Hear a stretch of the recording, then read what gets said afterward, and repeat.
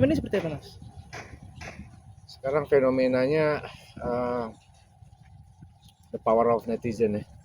Jadi teman-teman artis, public figure harus hati-hati terhadap image-nya, attitude-nya, karena netizen itu sangat cepat menilai dan memutuskan dan punya pengaruh terhadap karir mereka gitu. Cancel culture itu bisa jadi suatu yang dipertimbangkan juga oleh klien, oleh brand, oleh perusahaan produk tertentu untuk mempertimbangkan masih ingin meneruskan kerjasama atau enggak. Dan itu beratnya kadang kita nggak tahu bahwa misalnya seorang artis mengalami suatu kasus, kan kita nggak tahu endingnya atau sebenarnya dia itu bersalah atau enggak sih, masih kontroversi, masih terjadi perdebatan. Cuman ketika netizen udah mencap itu negatif, itu berat banget sih memang untuk memulihkan lagi nama baik ya. Harus ada rebranding lagi, harus perlu waktu lagi, dan konsekuensinya ke kerjaan. Pasti banyak yang dipospon, depending dibatalkan kontraknya, seperti itu. Pastinya kan nggak sesulit dulu ya Mas ya pastinya. Kalau dulu seperti apa Mas cara untuk nge-brandingnya untuk menjadi baik lagi Mas?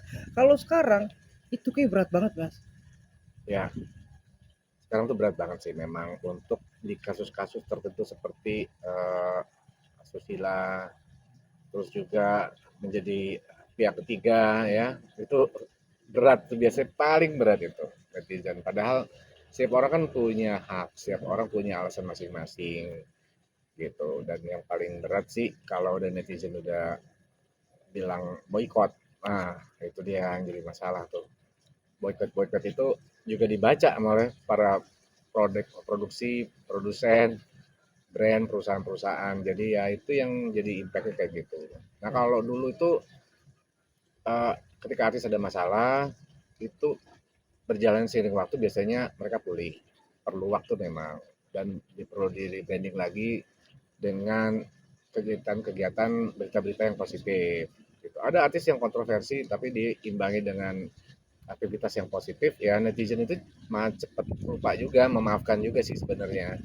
Kalau kita Gitu. ambil case Mas, di sini ada sampai detik ini ya Inara itu masih agak sulit ya Mas. Sekali lagi bahwa kita memang tidak pernah tahu ya Mas kebenarannya seperti apa. Hanya mereka yang tahu. Tambah lagi sekarang kita lihat kasus Arwenda nih Mas, Mas Didi kan sebagai ex manager nih. Itu ini benar-benar udah cukup lama ya nggak live lagi ya Mas ya gitu. Karena sempat seruannya adalah boykot, nggak usah beli. Bahkan sampai brand itu memutuskan kontraknya Mas.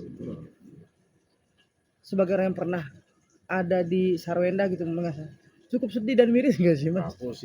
Aku sedih sih ngeliat Wenda kayak gini ya, dengan segala kekurangan dan kelebihan dia. Kalau sampai dia nggak bisa kerja lagi ya, nge-live, dan bisnisnya nggak jalan, ya kasihan bagaimanapun gitu.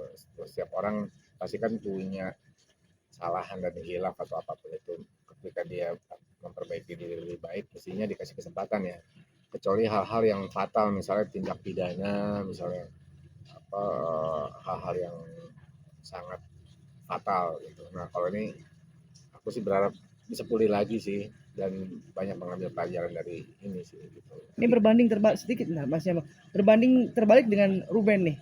Kok Ruben kan justru sekarang lagi naik banget nih, luar biasa nih kan gitu.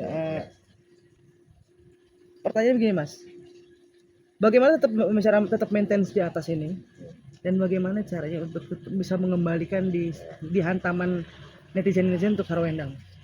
Ya, strateginya adalah kalau menurut aku ya, banyak bikin konten citra yang positif, karena netizen kita juga biasanya pemaaf, juga bisa melupakan.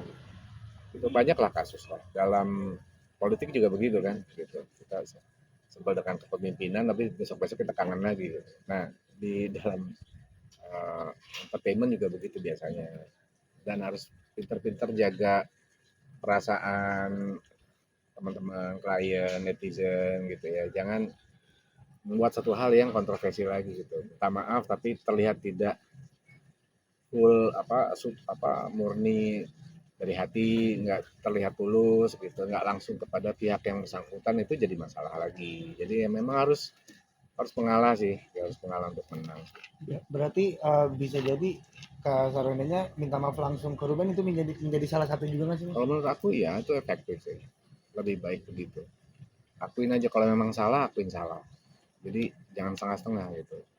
Karena netizen kita tuh menunggu itu sebenarnya gitu. Dan banyak juga kan video-video yang beredar itu blunder kan dari pasangannya, terus ada anak-anak di situ juga. Ini benar-benar harus ya, kalau minta maaf ya benar-benar harus full.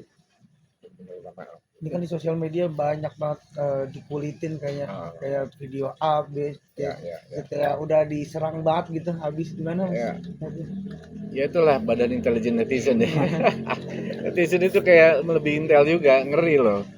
Itu dia, makanya mesti pinter-pinter jaga attitude itu begitu, sikap perilaku itu begitu.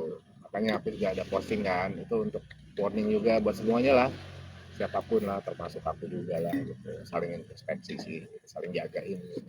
Kan hubungan sang anak dengan si kekasihnya Sarwenda juga kan jadiin highlight ya, malah yang Iya. dihujat kan emang kekasihnya Sarwenda juga gitu. Iya. Jadi satu alasan gitu. Iya betul. Sampai Kak Rubennya murka kan. Iya. Mungkin sampai netizen pun ikut murka juga ngeliat ke sana. Gimana sih Mas, ibaratnya Iya. apapun kayak gerak-gerik Sarwenda tuh kayak Iya, salah terus iya, gitu Mas. iya, iya, Ada yang iya. mencoba untuk mengobrol komunikasi ke arah sana nggak sih Mas? Dari kan apalagi kan pernah ada hubungan kerjasama gitu. Gimana ya? Aku begitu ngeliat kemarin lihat video permohonan maaf itu kayak gitu, terus pas ulang tahun anak-anak, Ruben juga nggak bisa datang karena waktunya bersamaan. Aku makin sedih lagi ngeliatnya gitu. Ini gimana sih ya? Bukannya di makin suasana makin adem, makin panas gitu. Dan netizen juga kan menilai itu. Jadi saran aku, udahlah kalau emang salah, ngaku salah. Kalau memang ingin membuka hubungan baik lagi, ya dilakukan dengan tulus gitu. Jangan ada agenda apa-apa. Buat orang-orang sekitarnya juga jaga mulut dan sikapnya. Berarti poin